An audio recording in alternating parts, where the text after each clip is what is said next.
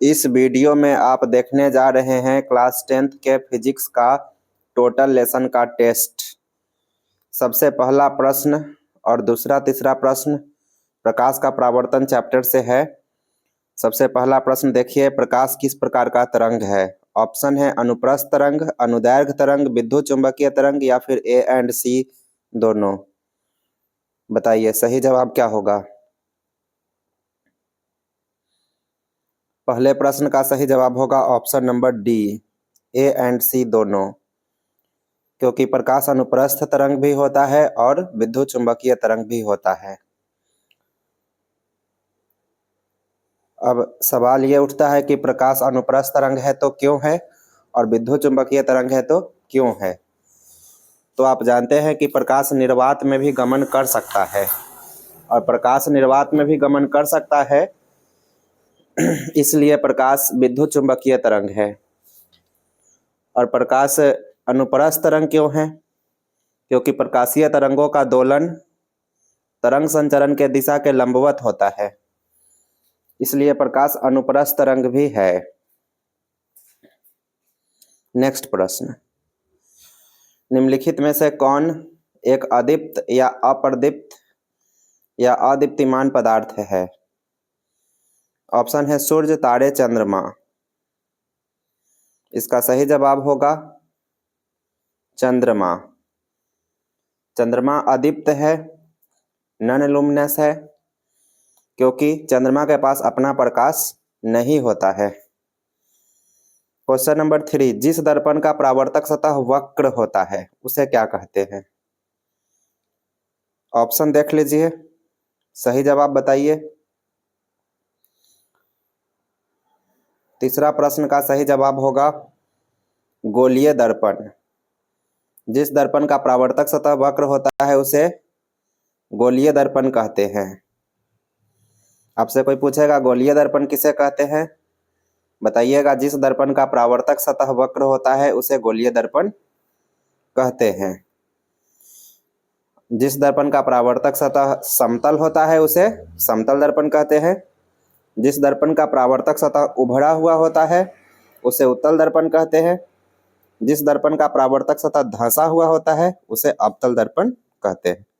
Question number 3 का answer हो जाएगा गोलीय दर्पण, ऑप्शन बी। चौथा प्रश्न है, अपवर्तन के किस नियम को स्नेल का नियम भी कहा जाता है? चौथा प्रश्न का सही जवाब क्या होगा? ऑप्शन नंबर बी, द्वितीय नियम को, क्योंकि अपवर्तन का तृतीय और चतुर्थ कोई नियम होता ही नहीं है, होता है दो नियम, प्रथम द्वितीय। तो स्नेल का नियम किसको कहते हैं? द्वितीय नियम को। क्वेश्चन नंबर 5, 4, 5 और 6 जो है ना सो सेकेंड लेसन का है, प्रकाश का अपवर्तन लेसन का।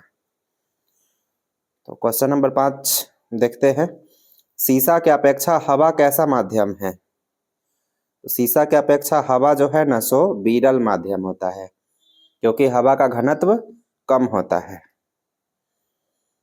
जिसका घनत्व ज्यादा होता है उसको सघन माध्यम कहते हैं और जिसका घनत्व कम होता है उसको विरल माध्यम। तो हवा कैसा माध्यम है? विरल। विरल माध्यम में प्रकाश की गति बहुत तेज होती है। क्वेश्चन नंबर 6 देखिए, सबसे ज्यादा अपवर्तनांक किसका होता है? निर्वात, हीरा या जल? सबसे ज्यादा अपवर्तनांक किसका होता है? इसका सही जवाब होगा हीरा, क्योंकि हीरा बहुत ही सघन माध्यम है और जो जितना सघन माध्यम होता है उसमें प्रकाश का वेग उतना ही कम होता है, लेकिन अपवर्तनांक उतना ही ज्यादा होता है।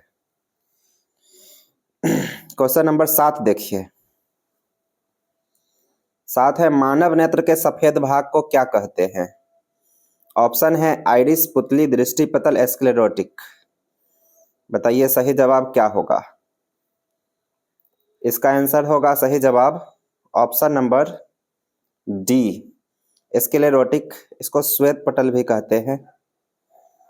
क्वेश्चन नंबर 8 देखते हैं, मानव नेत्र के जिस भाग पर किसी वस्तु का प्रतिबिंब बनता है उसे क्या कहते हैं? ऑप्शन है कोराइड, पुतली, श्वेत पटल या स्क्लेरोटिक, रेटिना या दृष्टि पटल। 8वां प्रश्न का सही जवाब हो जाएगा रेटिना या दृष्टिपटल, क्योंकि यहीं पर किसी वस्तु का प्रतिबिंब बनता है। क्वेश्चन नंबर 7, 8 और 9 जो आप देख रहे हैं यह मानव नेत्र चैप्टर का है। 9 नंबर है स्पष्ट दृष्टि की अधिकतम दूरी कितनी होती है? ऑप्शन है अनंत, 25 centimetre, 10 centimetre, 100 centimetre.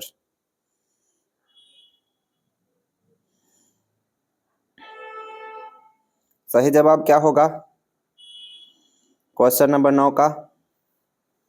Question number 9 का सही जवाब होगा अनंत। ज़्यादातर बच्चे 25 सेंटीमीटर बोलने लगते हैं, लेकिन वो देखते नहीं कि 9वां में अधिकतम दूरी लिखा हुआ है। न्यूनतम दूरी रहता तब 25 सेंटीमीटर हो जाता, लेकिन अधिकतम दूरी है इसलिए क्या बोलेंगे? अनंत बोलेंगे। 9वां का आंसर ए होगा, अनंत। क्वेश्चन नंबर 10 देखिए, जिस दर्पण का परावर्तक सतह धंसा हुआ होता है उसे क्या कहते हैं? धंसा हुआ होता है तो क्या कहते हैं? अवतल दर्पण कहते हैं। और अवतल दर्पण का इस्तेमाल कहाँ होता है सो आप जानते होंगे, हजामती दर्पण के रूप में होता है, दंत चिकित्सा में होता है, और कहाँ होता है? इलेक्ट्रॉनिक के कार्य में होता है, क्योंकि यह छोटा छोटा वस्तु का बड़ा बड़ा प्रतिबिंब बना सकता है, इसलिए इसका इस्तेमाल इलेक्ट्रॉनिक के कार्य में, दंत चिकित्सा में और हजामती दर्पण के रूप में होता है। जैसे कि बहुत सारा उपकरण होता है, उसका स्क्रू बहुत छोटा छोटा होता है, उसको अवतल दर्पण में देख सकते हैं और फिर उसको खोल सकते हैं, बंद कर सकते हैं। तो अवतल दर्पण किसी वस्तु का बड़ा प्रतिबिंब बना सकता है, इसलिए इसका इस्तेमाल होता है हजामती दर्पण में, दंत चिकित्सा में, इलेक्ट्रॉनिक के कार्य में। पूछ देगा आपसे अवतल दर्पण का इस्तेमाल इलेक्ट्रॉनिक के कार्य में क्यों किया जाता है, तो आपको बताना पड़ेगा। अवतल दर्पण का इस्तेमाल कहाँ होता है, बताना पड़ेगा। क्वेश्चन नंबर 10, 11, 12 जो है यह फर्स्ट लेसन का है, प्रकाश के परावर्तन का। देखते हैं 11 में क्या पूछा गया है। कौन सा दर्पण किसी वस्तु का वास्तविक तथा काल्पनिक दोनों प्रकार का प्रतिबिंब बना सकता है? ऑप्शन पढ़ लीजिए और इसका सही जवाब होगा अवतल दर्पण। अवतल दर्पण वास्तविक प्रतिबिंब भी बनाता है, काल्पनिक भी बनाता है, लेकिन समतल दर्पण तो सिर्फ काल्पनिक बनाता है और उत्तल दर्पण भी तो सिर्फ काल्पनिक बनाता है, लेकिन अवतल दर्पण दोनों प्रकार का प्रतिबिंब बना लेता है। 11 का आंसर हो गया ऑप्शन नंबर सी, अवतल दर्पण। 12 में आते हैं, जब कोई वस्तु अवतल दर्पण के ध्रुव तथा फोकस के बीच स्थित होती है तब उसका प्रतिबिंब कहाँ पर बनता है? ऑप्शन पढ़ लीजिए और इसका सही जवाब होगा ऑप्शन नंबर सी, दर्पण के पीछे। 12 नंबर का सही जवाब होगा ऑप्शन नंबर सी, दर्पण के पीछे। और यह प्रतिबिंब बनता है आभासी, सीधा और बड़ा प्रतिबिंब बनता है। आपसे एग्जाम में ऐसा प्रश्न जरूर पूछेगा। अभी तो हम पूछे हैं ध्रुव और फोकस के बीच होगा तब कहाँ बनेगा, आपसे कहीं पूछ देगा फोकस पर होगा वस्तु तब कहाँ बनेगा, फोकस और वक्रता केंद्र के बीच होगा तब कहाँ बनेगा, कैसा बनेगा, वक्रता केंद्र पर होगा तब प्रतिबिंब कहाँ बनेगा, कैसा बनेगा, ऐसे करके आपसे जरूर पूछेगा एग्जाम में। आपके किताब में इसका तालिका दिया हुआ है, फोटो बनाया गया है कि वस्तु कब कहाँ रहेगा तो कैसा प्रतिबिंब बनेगा। हो सकता है आपको किरण आरेख द्वारा फोटो भी बनाने के लिए कह देगा, इसलिए इस प्रश्न पर विशेष ध्यान देने का जरूरत है। यह क्वेश्चन फिक्स रहता है, एग्जाम में आता ही है, ध्यान देंगे इस पर। और जानते हैं वास्तविक प्रतिबिंब हमेशा उल्टा बनता है, काल्पनिक प्रतिबिंब हमेशा सीधा बनता है, काल्पनिक प्रतिबिंब हमेशा सीधा बनता है, वास्तविक प्रतिबिंब उल्टा बनता है। यह सब बात ध्यान देंगे। चलते हैं क्वेश्चन नंबर 13 में। आपतित किरण तथा निर्गत किरण के बीच के लंबवत दूरी को क्या कहते हैं? ऑप्शन पढ़ लीजिए और इसका सही जवाब होगा पार्श्विक विस्थापन। ऑप्शन नंबर ए सही होगा। क्वेश्चन नंबर 13 का ऑप्शन नंबर ए सही होगा।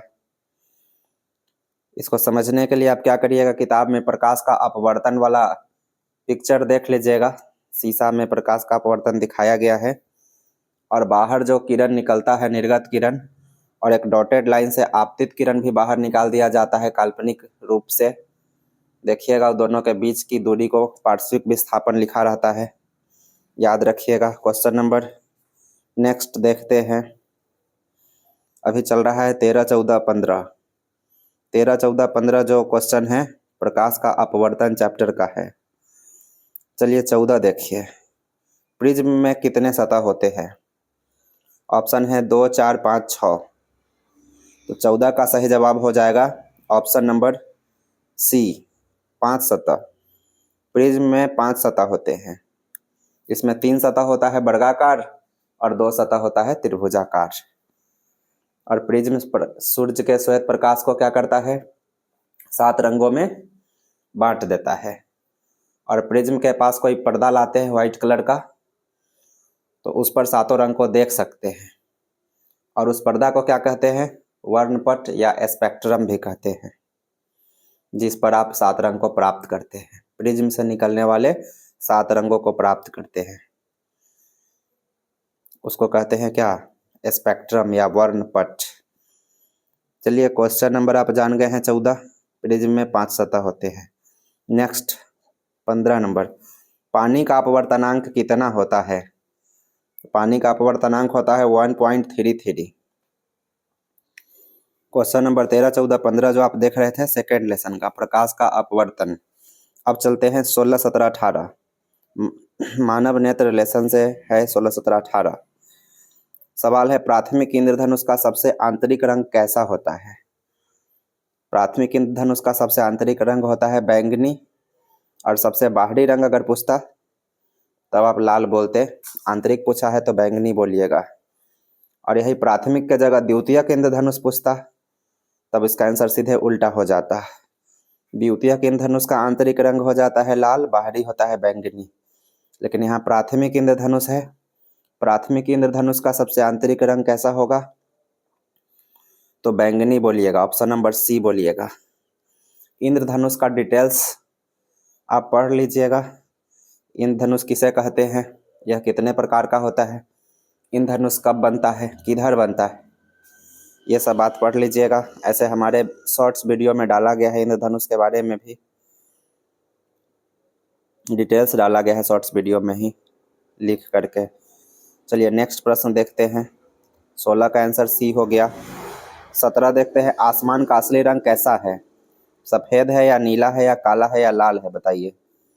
आसमान का असली रंग है काला, लेकिन हमें दिखता है नीला, क्योंकि सूरज के प्रकाश से जितने भी रंग के किरण निकलते हैं उसमें नीले रंग का प्रकीर्णन सबसे ज़्यादा होता है, इसलिए आसमान हमें नीला दिखाई देता है। लेकिन आसमान का असली रंग कैसा है? काला है।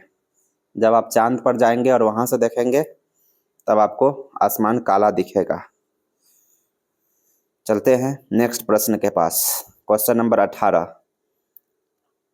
यह भी मानव नेत्र लेसन से लिया गया है। क्वेश्चन नंबर 18, स्क्लेरोटिक या फिर श्वेत पटल के नीचे गहरे भूरे रंग की एक परत होती है, जिसे क्या कहते हैं? क्वेश्चन नंबर 18 में आपसे पूछा गया है, उसका सही जवाब क्या होगा? ऑप्शन देख लीजिए, और इसका सही जवाब हो जाएगा कोराइड। क्वेश्चन नंबर 18 हो गया। यहाँ पर थोड़ा डिटेल्स दिया गया है कि क्वेश्चन नंबर 1, 2, 3, 10, 11, 12 प्रकाश का परावर्तन का है। 4, 5, 6, 13, 14, 15 प्रकाश का अपवर्तन। 7, 8, 9, 16, 17, 18 मानव नेत्र। 18 प्रश्न आप लोग देख लिए हैं। अब आगे बढ़ने वाले हैं। हम पहले बोले थे फिजिक्स के टोटल लेसन का क्वेश्चन देखेंगे, और अभी तो 3 ही लेसन का देखे हैं। ये चौथा लेसन है, विद्युत धारा। इससे 10 क्वेश्चन देखेंगे। 5वां लेसन से 10 क्वेश्चन, 6ठा लेसन से 10 क्वेश्चन। चलिए शुरू करते हैं विद्युत धारा चैप्टर। पहला क्वेश्चन, 2 कणों के बीच लगने वाले विद्युत आकर्षण बल को क्या कहते हैं? तो इसका सही जवाब हो जाएगा आवेश। और आवेश को Q से सूचित करते हैं। इसका SI मात्रक कूलम्ब होता है। जब कोई दो पदार्थ आपस में रगड़ा जाता है तो उसके इलेक्ट्रॉन का आदान प्रदान होता है और आवेश की उत्पत्ति होती है। जो इलेक्ट्रॉन का त्याग करता है वह धन आवेश बनाता है, जो इलेक्ट्रॉन ग्रहण करता है सो ऋण आवेश बनाता है। ये सब बात आप डिटेल्स में पढ़े होंगे, नोट्स होगा आपके पास। दो कणों के बीच लगने वाले विद्युत आकर्षण बल को क्या कहते हैं? आवेश कहते हैं। चलिए नेक्स्ट प्रश्न देखते हैं।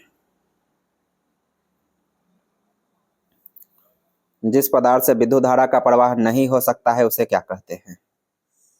तो जिस पदार्थ से विद्युत धारा का प्रवाह नहीं हो सकता है उसे कहते हैं कुचालक। Option number B. यही रहता ना, प्रवाह हो सकता है तब क्या कहते? तब तो बोलते चालक, लेकिन नहीं हो सकता है तो कुचालक। और अगर अंशतः मात्रा में हो सकता है लिखा रहता ना, तब हम बोलते अर्धचालक। लेकिन इस प्रश्न का आंसर होगा कुचालक। बिल्कुल भी प्रवाह हो ही नहीं सकता, आवेश का प्रवाह नहीं हो सकता, विद्युत धारा का प्रवाह नहीं हो सकता। विद्युत धारा का प्रवाह नहीं हो सकता तो क्या कहेंगे? कुचालक। विद्युत धारा का अंशतः प्रवाह होता तब अर्धचालक बोलते। लेकिन चलिए 2 नंबर क्वेश्चन का आंसर है ऑप्शन नंबर बी, कुचालक, इंसुलेटर्स। चलते हैं नेक्स्ट प्रश्न, क्वेश्चन नंबर 3 देखते हैं। विद्युत शक्ति का SI मात्रक क्या है? क्वेश्चन नंबर 3 का सही आंसर हो जाएगा वाट। विद्युत शक्ति का SI मात्रक वाट है। क्वेश्चन नंबर 4 देखते हैं। आवेशों के प्रवाह को क्या कहा जाता है? आवेशों को प्रवाह को कहते हैं विद्युत धारा। आवेशों के प्रवाह को क्या कहते हैं? विद्युत धारा। विद्युत धारा का SI मात्रक क्या है? एम्पियर। विद्युत धारा को सूचित किससे करते हैं? I से। और भी बहुत सारा बात पढ़े होंगे विद्युत धारा में। चलते हैं नेक्स्ट प्रश्न 5वां। परमाणु में कौन सा आवेश मौजूद होता है? धन आवेश, ऋण आवेश, A एंड B दोनों, इनमें से कोई नहीं। इसका सही जवाब हो जाएगा इनमें से कोई नहीं, क्योंकि परमाणु में कोई आवेश पाया नहीं जाता है। इलेक्ट्रॉन पर होता है ऋण आवेश, प्रोटॉन पर होता है धन आवेश, लेकिन परमाणु पर कोई आवेश नहीं होता। परमाणु विद्युतीय रूप से उदासीन होता है, क्योंकि किसी परमाणु में इलेक्ट्रॉन प्रोटॉन की संख्या बराबर होती है। मतलब धन आवेश और ऋण आवेश की संख्या बराबर होती है, मतलब जितना प्लस उतना माइनस, तो रिजल्ट क्या आएगा? 0। परमाणु क्या होता है? उदासीन होता है। 5वां का आंसर हो गया डी, इनमें से कोई नहीं। 6ठा क्या है? विद्युत विभव का SI मात्रक क्या है? विद्युत विभव का SI मात्रक होगा ऑप्शन नंबर ए, वोल्ट होता है। विद्युत विभव का SI मात्रक क्या होता है? वोल्ट। नेक्स्ट प्रश्न, प्रतिरोध का SI मात्रक क्या होता है? तो प्रतिरोध का SI मात्रक होता है ऑप्शन नंबर डी, जिसको ओम बोलते हैं। प्रतिरोध का SI मात्रक ओम होता है। क्वेश्चन नंबर 7 हो गया। 8 देखिए, विद्युत धारा का SI मात्रक क्या होता है? विद्युत धारा का SI मात्रक एम्पियर होता है। 9 नंबर देखिए, सबसे अच्छा चालक कौन है? ऑप्शन है चांदी, तांबा, एल्युमिनियम, जिंक। तो इसका आंसर हो जाएगा चांदी। सबसे अच्छा चालक कौन है? चांदी। फिर भी हम लोग ज़्यादातर तो तांबा यूज करते हैं या एल्युमिनियम भी यूज करते हैं, क्योंकि तांबा एल्युमिनियम में सब सस्ता होता है, चांदी बहुत महंगा भी होता है। ऐसे सबसे अच्छा चालक चांदी होता है, लेकिन बहुत महंगा होता है। चलिए क्वेश्चन नंबर 10, इलेक्ट्रॉन पर कौन सा आवेश पाया जाता है? इसका सही जवाब होगा ऋण आवेश। इलेक्ट्रॉन पर ऋण आवेश पाया जाता है, ऑप्शन नंबर बी। चलिए लेसन 5 शुरू करते हैं। विद्युत धारा का चुंबकीय प्रभाव। इसमें भी 10 क्वेश्चन है। पहला क्वेश्चन है, चुंबकीय क्षेत्र रेखाओं की दिशा क्या होती है? चुंबकीय क्षेत्र रेखाओं की दिशा होती है उत्तरी ध्रुव से दक्षिणी ध्रुव की ओर। उत्तरी ध्रुव से दक्षिणी ध्रुव की ओर। किताब में पिक्चर देख लीजिएगा, चुंबकीय क्षेत्र रेखा दिखाया गया है, एरो देखिएगा, नॉर्थ से साउथ की ओर एरो डाला होगा। और पढ़ लीजिएगा चुंबकीय क्षेत्र रेखाओं के गुण। चुंबकीय क्षेत्र रेखाओं के गुण, ये एक दूसरे को कभी प्रतिच्छेद नहीं करते, इनके बीच एक निश्चित दूरी होती है, ये बंद वक्र बनाते हैं। ये सब बात पढ़ लीजिएगा, क्योंकि एग्जाम में पूछेगा चुंबकीय क्षेत्र रेखाओं के गुण। चलिए क्वेश्चन नंबर नेक्स्ट, लेसन चल रहा है 5वां। नेक्स्ट क्वेश्चन है विद्युत चुंबक को क्या कहा जाता है। ऑप्शन है अस्थायी चुंबक, अस्थायी चुंबक, ए एंड बी, या नाल चुंबक, क्या कहते हैं। तो इसका आंसर होगा अस्थायी चुंबक, टेम्पोररी मैग्नेट होता है। जब तक विद्युत धारा दीजिएगा तब तक मैग्नेट का गुण रहेगा, जैसे ही इलेक्ट्रिक कट करेंगे बस विद्युतीय गुण खो देगा, चुंबकीय गुण खो देगा, यह चुंबकीय गुण खो देता है। और जब तक बिजली देते हैं करंट तब तक चुंबकीय गुण रहता है। इसका मतलब टेम्पोररी है, टेम्पोररी, अस्थायी चुंबक। विद्युत चुंबक को क्या कहते हैं, अस्थायी चुंबक। ऑप्शन नंबर बी सही होगा दूसरा प्रश्न का। चलिए तीसरा देखिए, यांत्रिक ऊर्जा को विद्युत ऊर्जा में बदलने वाली युक्ति को क्या कहा जाता है। तो यांत्रिक ऊर्जा को विद्युत ऊर्जा में जो बदलता है ना, उसको कहते हैं विद्युत जनित्र। यांत्रिक ऊर्जा को विद्युत ऊर्जा में बदलता है उसको क्या कहते हैं, जनित्र। और जनित्र दो प्रकार का होता है, एसी और डीसी। दोनों के बारे में पढ़ के जाना है एग्जाम में, फोटो वोटो सीख बना कर जाना है। एग्जाम में विद्युत जनित्र का सचित्र वर्णन पूछने का बहुत चांस है। और यही सवाल रहता ना, ये जो सवाल था यांत्रिक ऊर्जा को विद्युत ऊर्जा में बदलने वाली युक्ति को क्या कहा जाता है, उल्टा पूछेगा ना कि विद्युत ऊर्जा को यांत्रिक ऊर्जा में बदलने वाली युक्ति को क्या कहते हैं, तो अब आप उस समय बोलते विद्युत मोटर। लेकिन अभी है कि यांत्रिक ऊर्जा को विद्युत ऊर्जा में बदलने का बात है, इसलिए आप बोलेंगे विद्युत जनित्र। चलते हैं क्वेश्चन नंबर 4 देखते हैं। विद्युत चुंबकीय प्रेरण का खोज किसने किया था। तो 4 का आंसर होगा माइकल फैराडे। विद्युत चुंबकीय प्रेरण का खोज किसने किया है, माइकल फैराडे ने किया है। तो आप पढ़े होंगे 1831 ईस्वी में माइकल फैराडे ने विद्युत चुंबकीय प्रेरण का खोज किया था। वे सर हेम्फ्री डेवी के लैब में काम करते थे। ये सब बात आप पढ़े होंगे और माइकल फैराडे का डिटेल्स भी पढ़ लीजिएगा। चलते हैं नेक्स्ट प्रश्न के पास। क्वेश्चन नंबर 5, विद्युत मोटर में किसका इस्तेमाल किया जाता है। ऑप्शन है खंडित वलय, सर्पी वलय, दिक् परिवर्तक, या फिर ए एंड बी।